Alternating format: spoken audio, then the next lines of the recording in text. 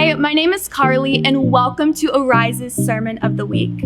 We hope that you experience God as you listen to this message, and that you find practical ways to be the hands and feet of Jesus within your community. So, let's open up our spiritual ears as we listen to this message. Hey, what's up, Risers? Welcome back to Arise TV, and I am so excited to be back with you today as we experience God together.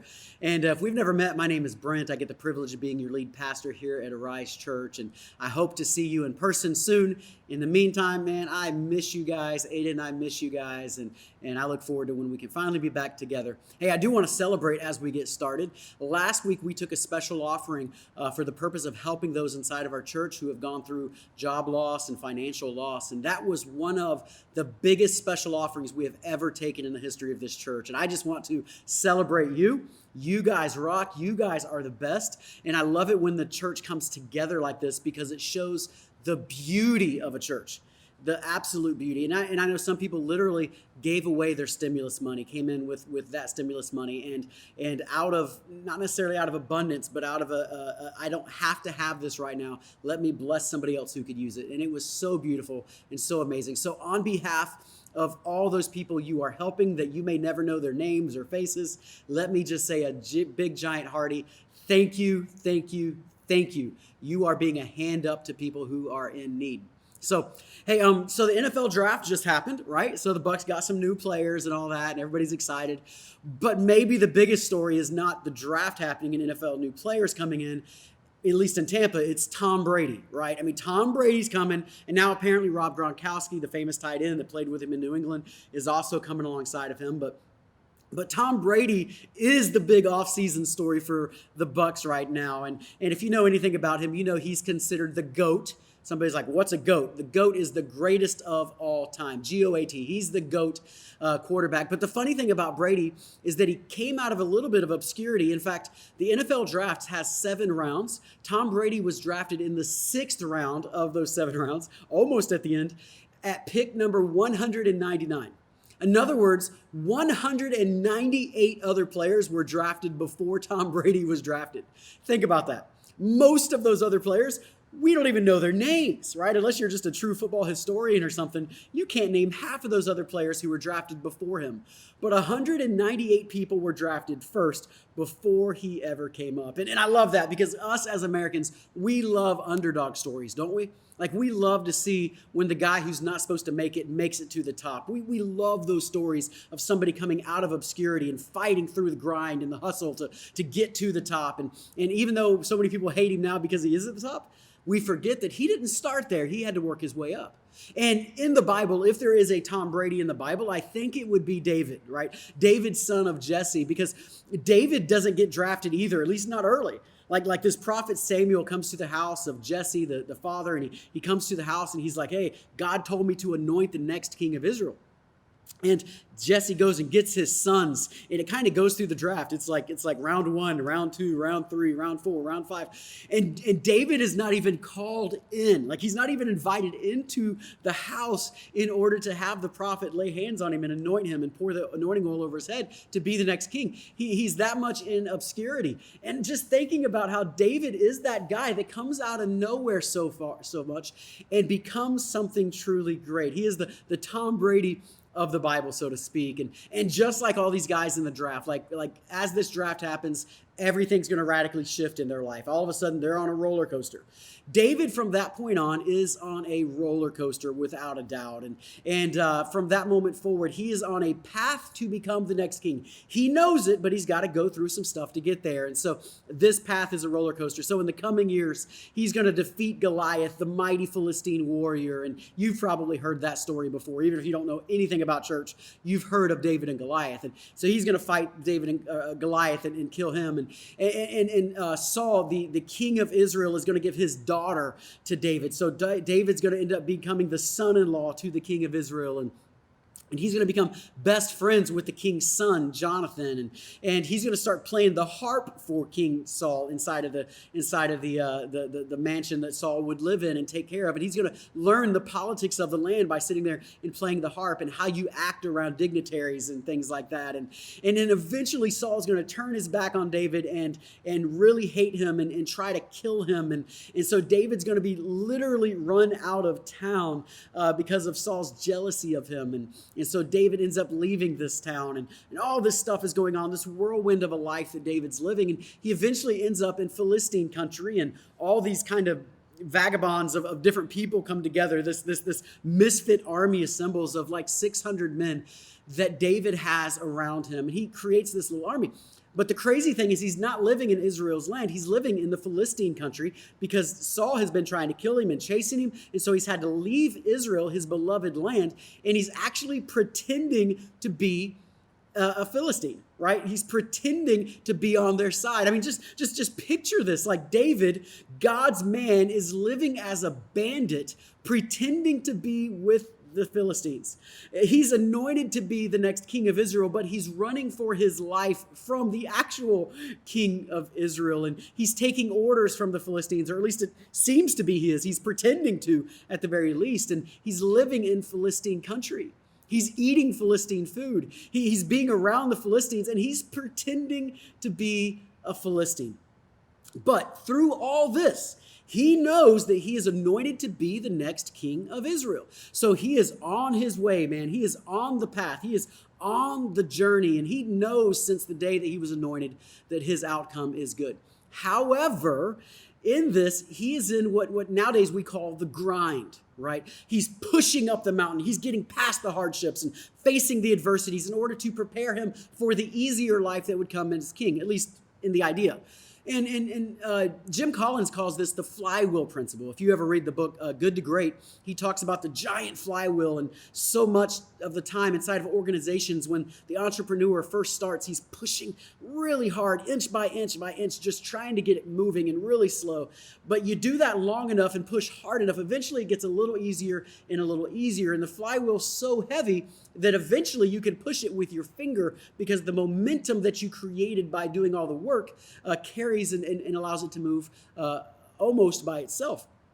And I don't know about you, but David knows he's on his way, right? He's got this cusp of the greatness that's on him. He knows it, and he knows that he is on the cusp of going over the hill, right? He's almost over that hump. He sees the future, and the future looks bright. And don't you know that is a good feeling, right?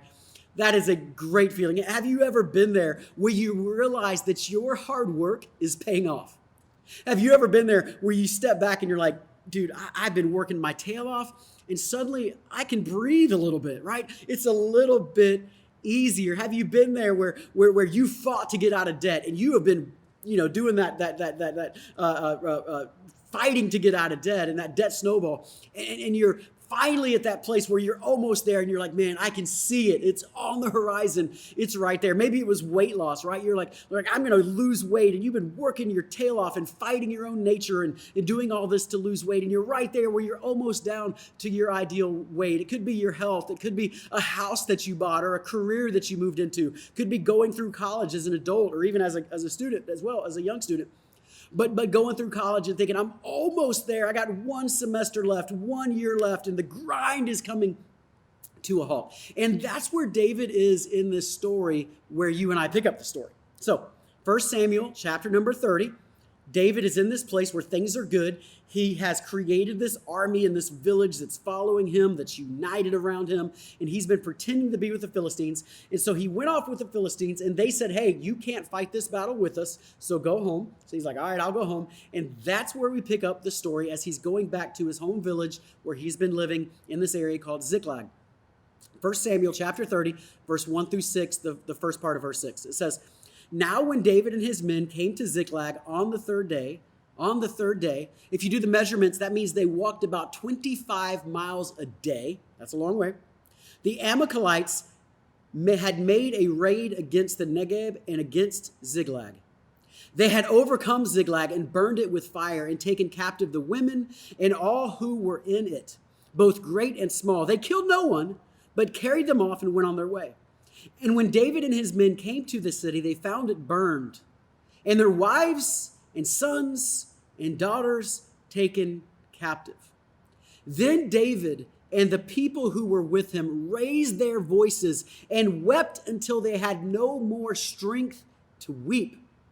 David's two wives had also been taken captive, Ahinoam of Jezreel and Abigail, the widow of Nabal of Carmel. And David was greatly distressed, for the people spoke of stoning him, because all the people were bitter in their soul, each of his sons and daughters.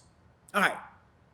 Can you imagine this? Right? David is coming back from this Philistine battle that he was supposed to be in. They've worked their butt off. They're going 25 miles a day. That's a long way to walk every day. They are exhausted. They're tired. They're excited to be coming home. And they're probably thinking, like, my wife is going to have the best meal for me, and I can't wait to embrace my family. And I can't wait to sleep in my own bed. Has anybody ever traveled, right? And I can't wait to sleep in my own bed. And they're anticipating getting home. But as they get on the horizon of getting home, they don't see their wives waiting for them. They don't see their children running out to greet them. They see smoke and fire and a cloud of rubble in the distance. Can you imagine what's going through their minds in that moment? What has just happened? Can you picture David and his 600 fighting men running into the town, running back into Ziklag, going, what's happened? What's going on? You know, it's one thing when the wives and children fear when the soldiers go out to battle, but the soldiers aren't supposed to fear coming home that their wives and children won't be there. And so they come home and they're going, what just happened? All of our wives are gone. Our sons are gone. Our daughters are gone. Even everything we've worked for all this time, even our cows and our sheep and our lambs, all of them have been taken away from us. And David walks right into this unexpected crisis. Listen, this isn't the way it's supposed to go, God. What's going on? And all these fathers and husbands are stunned. And all of them are looking around going, what's happened? And they're heartbroken. Think about it as a man. What's going through your mind? You're thinking, what are these cruel and violent people doing to my wife? Who did this? What are they doing to my kids right now? What are they doing to my teenage daughter right now? And all this fear starts to enter your mind because this is crazy. And not knowing creates this vulnerability. I don't even know if they're alive or dead. I don't know if they carried them off and slaughtered them. I don't know if they're molesting them somehow. I don't know if they're torturing them somehow. And David is heartbroken and he's confused. And David, the mighty man of God, the one who had killed a lion and a bear, the one who had walked right up to Goliath as if he were nothing and with a sling and stone had slayed this giant, this mighty warrior, and this giant had slayed him like he was nothing. That mighty man who was known for his victories in battle, that mighty man weeps and he cries aloud, and all the men with him, you could probably hear that cry for miles as they wept, going, what just happened? And David's at this scary place going, what just happened and what's going to happen next? And he's struck by this unexpected crisis. Can you relate to that right now? This unexpected crisis. Things were good, and suddenly all this just happens. Just when he feels like he's getting over the hump, just when he can look and see the horizon and see, oh, all this will be over soon, he is struck by this crisis and he's weeping bitterly. Have you been there? Are you there even right now? Have you ever been in that place where you feel like the carpet has been ripped out from under you? There's an old song that says, every time I make my mark, somebody paints the wall. Do you ever feel like that? That just when your marriage is getting better, just when things seem like it's going to work out, he cheats on you again. Just when you finally get that house and you've been looking for that house and anticipating, you've been saving up for the down payment, and you finally get that house, and all of a sudden you're laid off from work and you don't know now if you're going to be able to keep that house any longer. You ever been there where you finally get out of debt and then this catastrophe happens and you lose your job and you're wondering, how are you going to stay out of debt now? And you were finally getting over the hill, over the hump. You ever been in that place where you were finally done doing drugs, and then all of a sudden you find yourself in this depressing state, and you were finally done drinking, and you find yourself in this place of isolation, and that temptation is coming back on you so great that you feel like you can't overcome it. And you thought you were over the hump, but now you find maybe not so much. Maybe it's not you, maybe it's your children who are doing drugs, and you thought they were past this. You thought, oh, I can see the light at the end of the tunnel, and all of a sudden, they're pulled right back down. You ever been to the place like I finally found a church family and I was fitting in, but in the middle of this, now all of a sudden we can't even meet together anymore. I finally thought I was putting some money towards retirement in the stock market, and then look what just happened in this pandemic, and I've lost so much. I finally got the job of my dreams, the one I had trained for, the one I went to college for, the one I worked so hard for, but now I'm losing that job during this pandemic, or at least the job's in jeopardy. And all this fear and this vulnerability comes because you don't know what happens next. Have you been at that place where you've been fighting against your cholesterol and you finally got it down to a better level and you think you're good and you go back to the doctor and find out your blood pressure's high? Could be your diet, it could be all kinds of things. But have you been to that place where you can see the light at the end of the tunnel and all of a sudden it's taken away from you? And you're punched in the face and you look around and say, what's happening? This is surreal. This is like a bad dream that I can't wake up from. And David can literally smell the fires burning up around him as he's in agony and he's in pain. What's going to happen next? And then, as if it couldn't get any worse, as if things couldn't get worse than it does, it actually does. Because as David's in this agony, as he's in this pain, he looks around and the very people that had been loyal to him, the very people that he had trained, that he had loved, those very people start picking up stones, and some of them are wanting to kill David.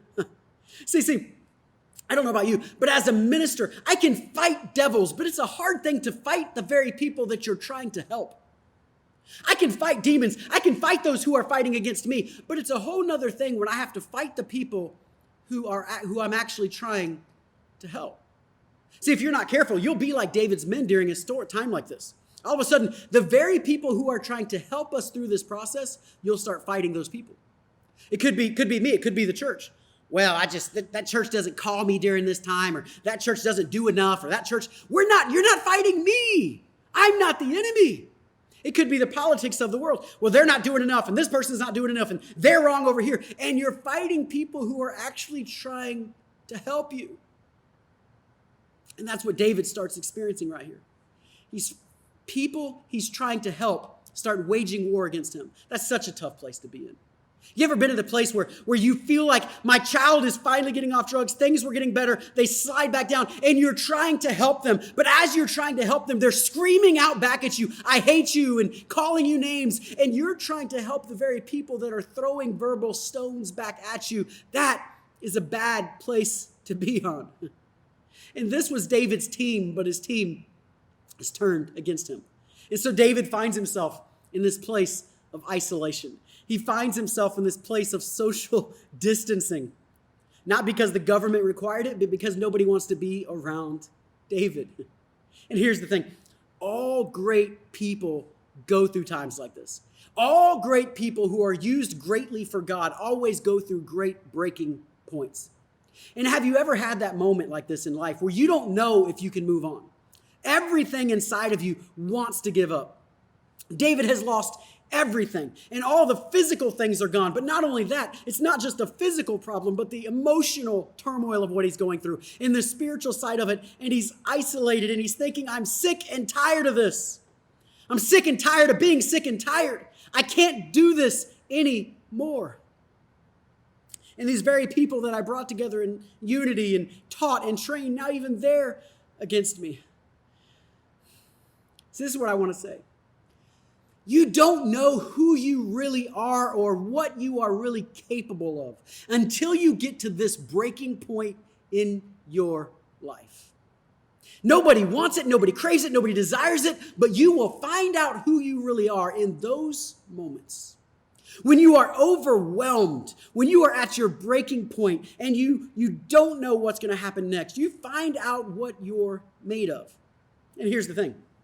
Some of you, not all of you, but God spoke this very clearly for me for this message. Some of you are there right now. Some of you right now are at your breaking point. And it's not just that you thought you were getting over the hump and it was taken away from you, but it's the emotional and the physical and the isolation of being alone that's such a struggle. And you're like, Pastor, I love the online content. I love the fact that we have online worship and online word and all the things going on. But let's be real. We all know it's not quite the same as being together. You don't have the feel of the cloth next to them. You don't have the physical touch. You don't have the physical touch with people. You're missing so much, and you're isolated, alone in the struggle. And you're wondering, they don't even really care about me. What's going on? And you're all by yourself, and you're at that breaking point. That's where David is. He's hurting.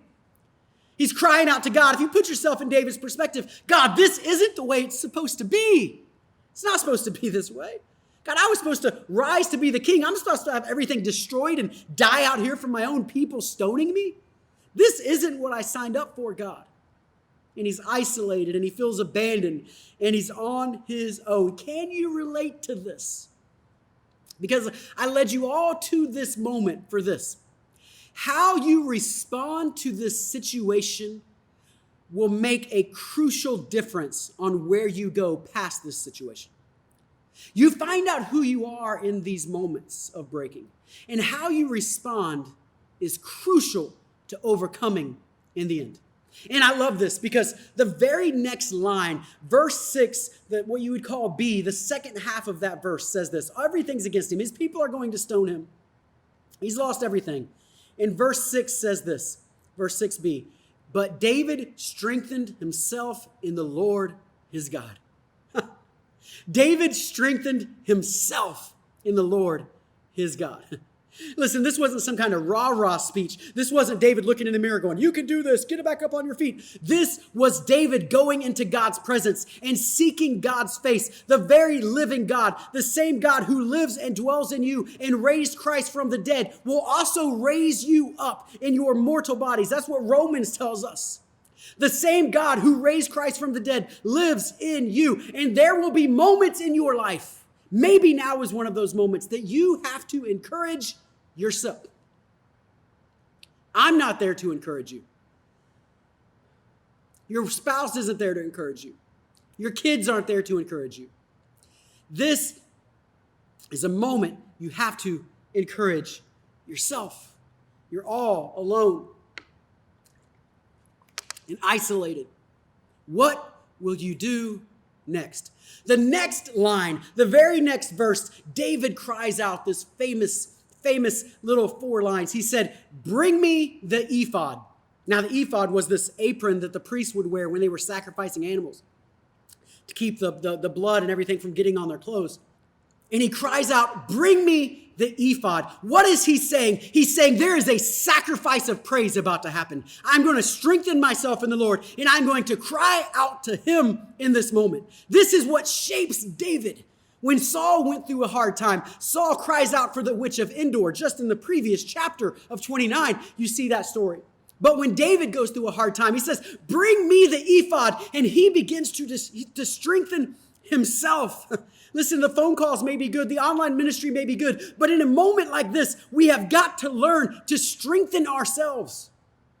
If you think it's the church's job to strengthen you all the time, that is a brand of consumer Christianity. Because what do you do in a moment like this where I'm not in your actual living room and Pastor Jason is not singing the songs over you in your bedroom in that way, and you are alone and you have to strengthen yourself? You become the refueler of your own life.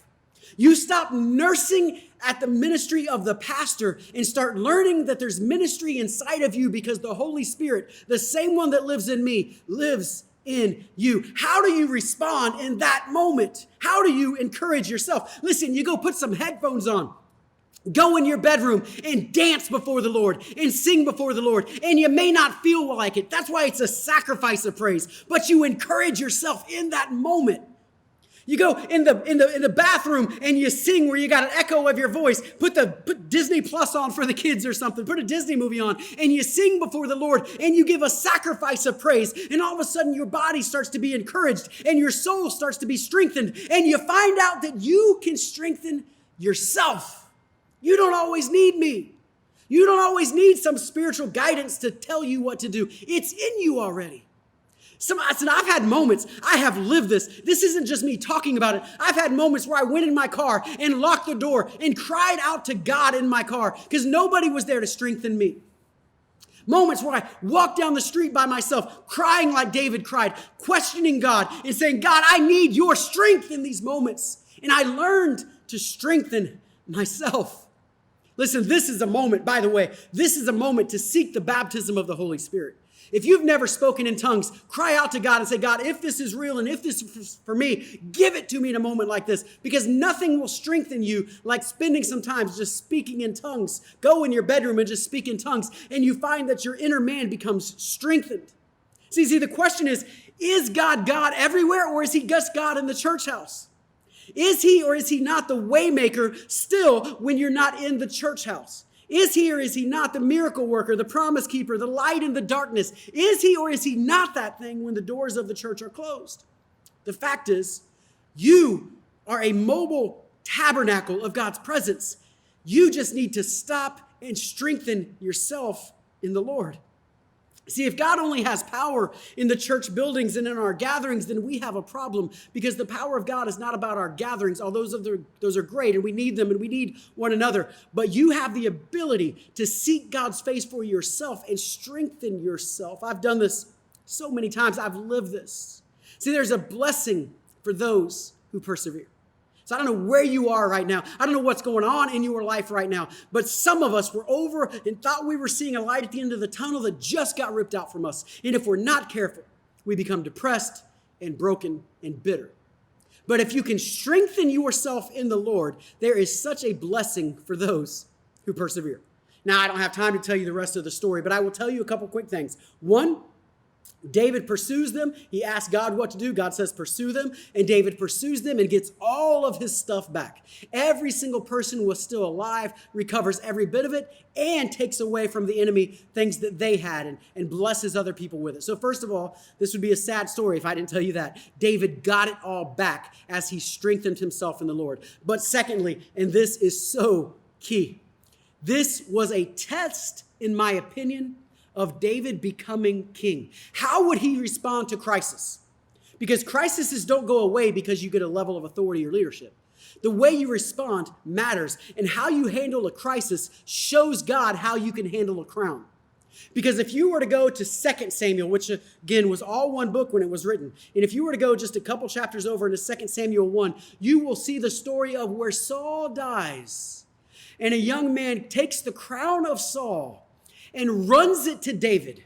And where is David when this happens? He is in Ziklag, the very place where he had to strengthen himself and prove that when nobody else was with him, that his strength was not found in numbers, his strength was not found in his army, his strength was found in God. In that very place is the same place that David received the crown from Saul. Listen, I don't know about you, but if you handle this correctly, how you handle crisis shows God how he can trust you with crowns in the future. So my prayer for you, and I don't know who you are, I don't know what's going on in your life, but I know beyond a shadow of a doubt, God has put this word in me for some of you, that now is a day, now is a time, as you feel isolated and alone, now is the time to begin to strengthen yourself. So this afternoon, tonight, tomorrow morning, whenever, find a place alone with God and begin to seek him like you never have. And you will find that the same power that raised Christ from the dead will raise you up out of your dead flesh in that moment, and you can have victory in his name. Now, I'm not going to pray over you as I normally would, because I'm saying it this way. Receive it. Go live it out. Go find a place and strengthen yourself. And then as you are strengthened, disseminate that strength to everybody you're around. That is God's call for you in this day. God bless you. I love you. Look forward to seeing you when we are back together in the future. And I want to hear testimonies about how you are strengthening yourself in the Lord. Hey guys, wasn't that such an amazing message? If you enjoyed it, be sure to subscribe to our YouTube channel and to follow our podcast. Also, make sure to share this with your friends on social media and use the hashtag #MyAriseChurch. For more information or to give to this ministry, go to myarisechurch.com. I hope to see you guys soon.